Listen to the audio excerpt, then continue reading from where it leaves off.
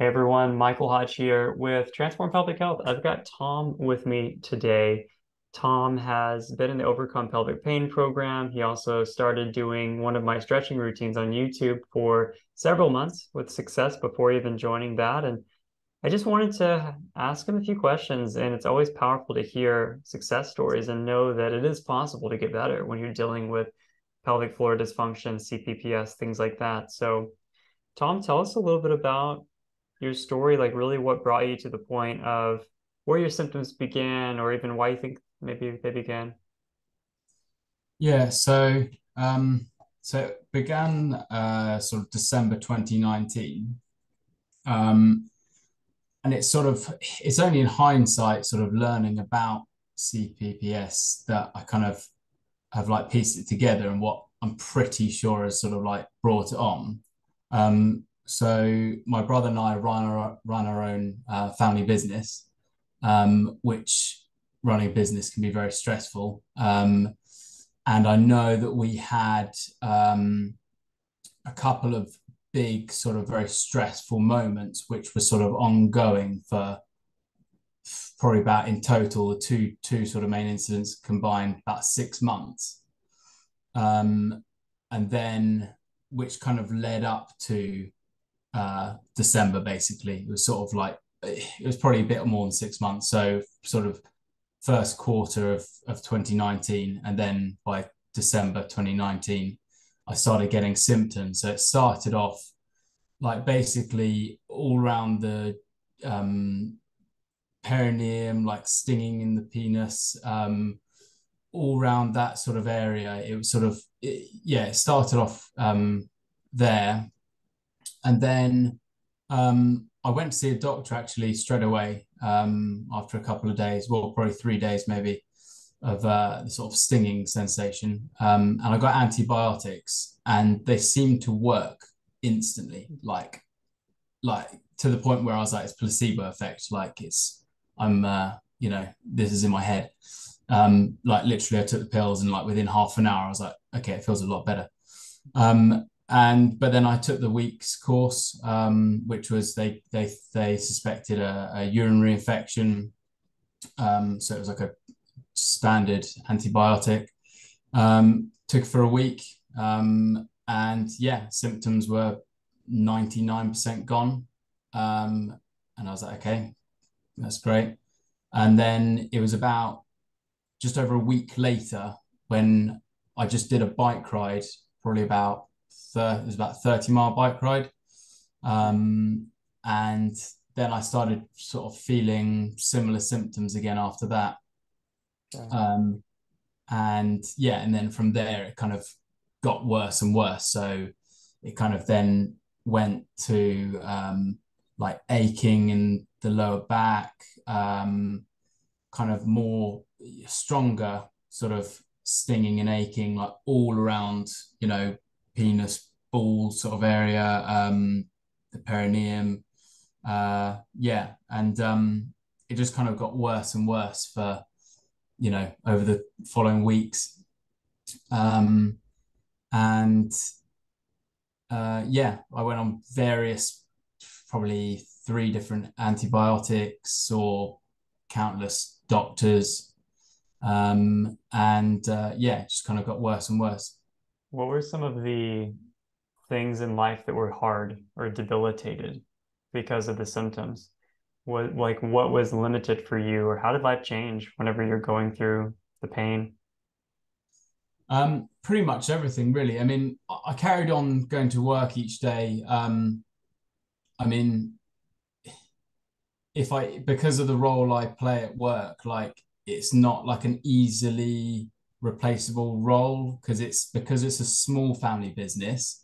It's like it's not like, oh, okay, we have certain people, several people in certain departments. It's like it's a very like, oh, I've somebody so and so's learned their role from years of just learning how our company runs, and it's completely different to anyone else's. And I think that's quite common with small family businesses or small businesses. So it was quite difficult. I didn't really have the option to be like, okay, so and so will have to cover for me type thing. Um, So I carried on going to work as usual, but like I found over time it was yeah, it was very difficult. Like I'd sort of like hide away and sort of lie down throughout the day because when I didn't know what it was, the only thing that I could find that would ease sort of the pain and stuff was lying down.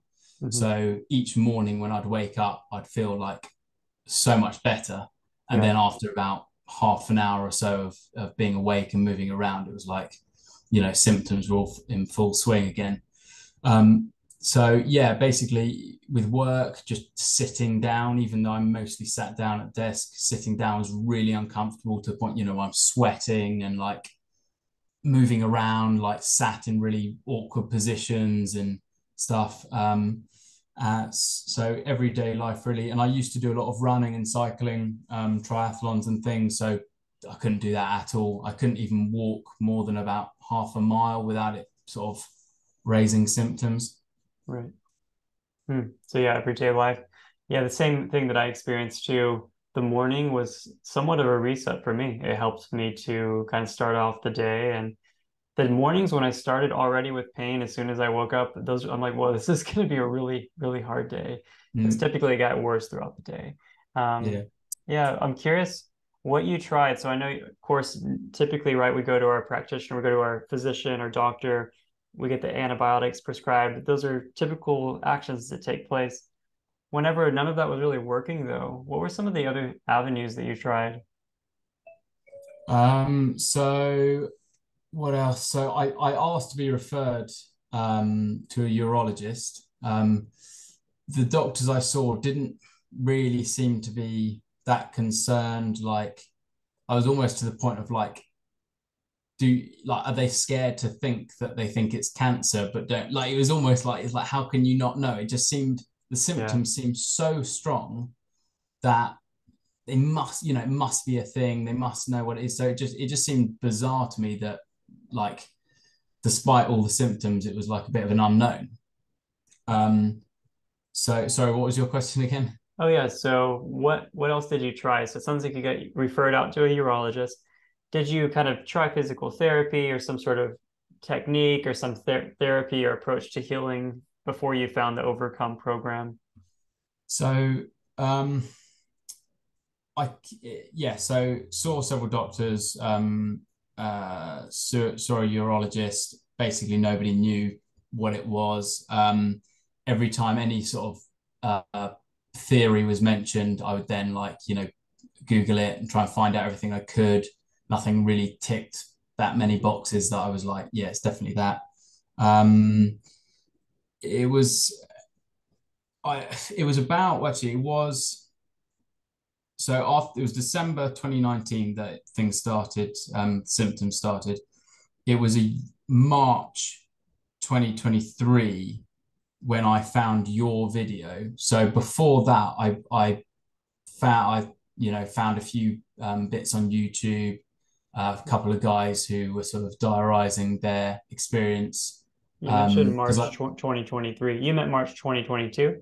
um, March 2021, Oh, 2021. Okay. yeah.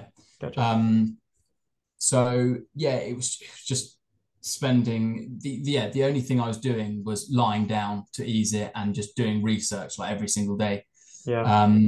So yeah, until I found your video and then it was yeah, I followed your routine, which is month one, week one. Hmm. And once again, it was a bit like the antibiotics, like instantly Wow. it was like 20% better, like at least. So before that, I'd heard the one of the terms, which was I think urethritis. Okay. Um, and so when I found that, and I was like, oh, that reading the symptoms and stuff, I was like, that sounds like the closest by far that I found. And then my brother actually found prostatitis, which Okay. then led me to find chronic pelvic pain syndrome. And yeah, then I started finding videos on YouTube, and then I was like, yeah, this is definitely it from the description. So yeah, then I found your video. For sure. Yeah, it can be really helpful to have a diagnosis because I remember being in that place where no one knew what was going on and there's so much confusion, which upregulates your nervous system much more because you're like, what the hell? Like, no one even knows how to help me, and I don't know what's going on. Yeah. I'm just going to keep looking. But when you find CPPS, which first of all is an umbrella term, it has a lot of things inside of it. You could have prostatitis, you can have things like pudendal neuralgia and other symptoms that are ultimately all going to be within this umbrella. But it gives you permission to like, okay, there is something here that's going on with me that resonates more so than just, oh, this is acute bacterial infection. And if I clear that out, it should be gone. Well, now it's not. And what's happening? There's something else going on inside of me. So Mm. you were doing that stretching routine that you found on YouTube for quite a while. That was helping to just reduce symptoms and life was getting better over time. How did that go? Yeah, yeah. So that's it. So yeah, started your routine, month one, week one. Um, I did that twice a day, morning and evening for about what was that, March 2021. Yeah, well, a year and a half roughly. Oh, But the thing is, what I found is I think what I've learned from your course is it kind of explains why I only got to a certain point just mhm, following the first routine. Um, so doing that routine like it got me like 70% back to normal. So to the point where I could pretty much do everything as normal apart from physical activity, so running and stuff mhm. like that. I do a lot of hiking. I've done like a 2 day hike where it's been what is it, a bit like yeah, about 12 hours in total over 2 days, and nothing happened. So no raised symptoms. So I've got to the point where it's literally just physical activity. I can feel like raised symptoms. So yeah, with that's basically just on your that first video alone got me Mhm. there. But I think what I found is over that year and a half, your concentration wanes, and I think you drift off, and then you find like I've just been following the video or doing the stretching for 3 weeks, and actually suddenly I can feel the symptoms are a bit stronger. It's because I haven't been focusing on the stretch, and that's something I've learned a lot. Is like you have to be focusing on the stretch and thinking about the stretch and Mhm. your breathing. Otherwise, you could hold a stretching position for 5 minutes, but if you're thinking about other things, it doesn't really do anything. Yeah, Um, it's calming the mind and also gives the body more of a result because the mind is calmed and present for sure. yeah, yeah. Absolutely. So yeah, that your first video and just yeah, as you say, calming your mind and relaxing and stretching and breathing, just yeah, really got me back to doing, Yeah. most of the things I could do before. That's awesome. And then, you realized, okay, this has only gotten me so far. It's definitely good, but a bit of a plateau. And then you started the full Overcome Pelvic Pain 12-week program. And I know you're quite far in the program, I think almost to month three. Tell me a little Yeah. bit about what are some of the changes you've seen since starting it, or some of the light bulb moments that you're like, wow, those are some things that I was missing from just doing stretching or just doing the same routine. Yeah, I think the course, like bringing it from very gentle stretching to from where I'm at now, which is basically gentle exercising the muscles that surrounding the pelvic floor. It's kind of taught me that, well, weaning myself back onto exercise. So before, when I just by following the first routine, although I was, mostly back to normal bar physical activity, I got to that point where I was like, I really want to get back to running and cycling and stuff, and I'm can't. There's a barrier there, and I think yeah, I think I was forcing it too much. Like I would trial going for a small run every now and again, and it would raise symptoms. And but as what I've learned from your full course is you've got to slowly rebuild Yeah. your pelvic muscles and almost wean onto activity and using and doing the right activities. Um, and yeah, and by doing that, I've yeah, I'm sort of doing the exercise you do in your course is like a lot more than I've done before. So yeah, it's definitely looking promising. Yeah, so weaning back onto activity, and part of it is actually starting to reintroduce movement. So, you liked running and cycling, so it's doing, let me go for a half mile run today, or next week I might do a mile, or there could absolutely be a flare up. There can be some pain still because your body, you're having to rewire and fire those neurons and the nerves that haven't been used in a while. The nerves they've been very scared ultimately. There's that upregulated nervous system, so they're highly sensitive. So reintroducing movement, but yeah, more slowly instead of like, okay, I've been stretching. Now let me go run 5 miles again. Well, that'll be way too Mm. much. So it's like rebuilding it, but recognizing that it's okay if there's some pain. Breathe into it, do a stretch routine, do a meditation, remind myself every day I'm getting better and better. And it's actually a part of the process. You kind of have to push the envelope, push the edge a little bit, and you get to the point where you sort of forget about the pain. You forget about this and you're past it and you've learned the lessons because again, we asked the question too. It's like, what is the real root cause or how did these things start? And you recognize at work, you had a lot of stressful situations going on. There could have been things that weren't really aired out, that weren't being communicated, emotions that weren't being fully felt. And Mm. all those things will lead to a chronic pain or physical imbalance. And, Mm. you've learned a lot throughout the years, not only on how to take care of yourself, but also probably how to live life a bit differently, and that's Yeah. important.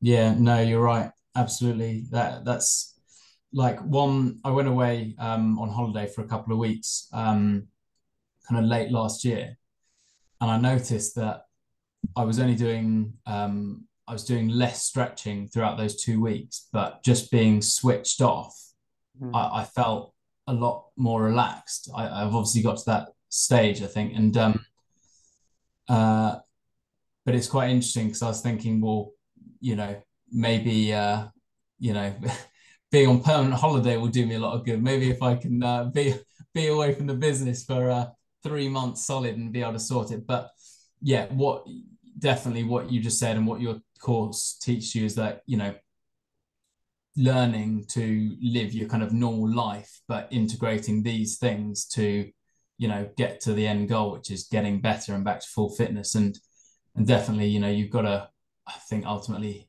face it, Right. face on and yeah, learn to live a normal life, doing everything you need and want to do, but not being sort of overwhelmed and overrun by sort of stress or anxiety that causes something like CPPS. And yeah, so definitely the course has been yeah, like invaluable really for that reason. That's awesome. Yeah, it's more about not just keeping the car in the garage and being afraid to go out on a trip and go on a journey, but having preventative maintenance, actually doing the oil change, rotating the tires, keep taking care of yourself along the journey. Most people Yeah. just go like really fast and hard until they break down. And when you break down, sometimes it can be really painful. So I think that that is a shift that we are taught whenever we go through these difficult situations. So last Yeah. question for you though, Tom, would be what would be the number one piece of advice that you would give to someone who's was in the shoes that you were in, who's Mm. suffering a lot of pain right now, a lot of issues in their pelvic floor or similar? What could you tell them? Um, well, first of all, get your course 100%. I mean, well, yeah, I'd say what like main things for me were finding the book Headache in the Pelvis that really explained it really well, and your course, which is basically, showing you how to get better from what you've got. And just consistency. Consistency is absolutely key. I'd say whenever I sort of slipped a bit with consistency, symptoms would come back. Yeah, yeah, definitely consistency in doing the right things. And yeah, I think that basically applies to all of it, really. Like with in terms of like relaxing, focusing on breathing and your stretching. If you do that regularly, and don't lose focus, don't lose the end goal, which is getting better. Like Mhm. it's easy to kind of let things slip, or if you're feeling all right one day and letting off the gas. But you know, you've got to stick at it. That's I'm lucky with that. Is I'm generally speaking, I don't think I'm that self-motivated, but when it's something very important like this, Mm. I am, and yeah, that's definitely um, I would say the key to where, success in getting better. Obviously, no understanding, having full understanding of what you've got reassures you. Like you said, going back when you don't know what it is you've got, that's the worst thing. At least when you know what it is, you're like, okay, right, this is it. Let's find out how I can get better, and then yeah, and then just doing what it takes to get better consistently. Yeah, thanks for sharing that. Yeah, the consistency, the commitment. It's just, I'm 100% committed to living a joyful, happy life in a vibrant body, which will require me to change in some way. It might require me to now take care of my body in a different way in my mind and not work so much, or just, I don't know. We have different shifts that we might need to make, but Yeah. that's awesome. So thank you for taking the time out to share, be open, be transparent. It really helps a lot of men and women out there to hear these stories. And I just want to thank you again for showing up for this. Yeah, no, thanks a lot. Thanks for having me. Awesome.